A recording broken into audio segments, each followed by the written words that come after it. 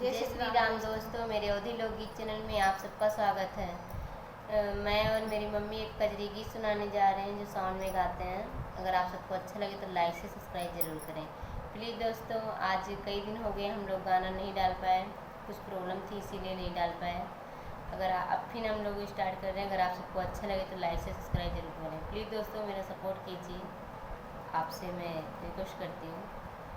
मिर्जापुर की आई बेड़िनिया, राम जी के कजरी सुनावे ना।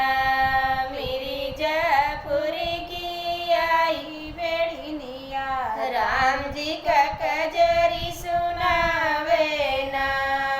पूड़ी कचौड़ी के जेवन बनायो, पूड़ी कचौड़ी के जेवन बनायो। हरे राम जवना जेवा थई बेड़िनिया, राम जी का कजरी सुनावे ना। मिर्जापुर की आई बेड़िनिया, राम जी का कजरी सुनावे ना।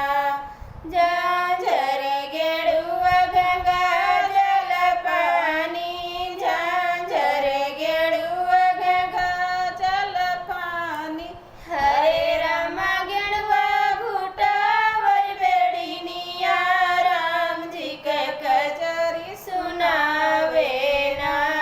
मिर्जापुर की आई बेड़िनिया, राम जी के कजरी सुनावे ना। मिर्जापुर की आई बेड़िनिया, राम जी का कजरी सुनावे ना।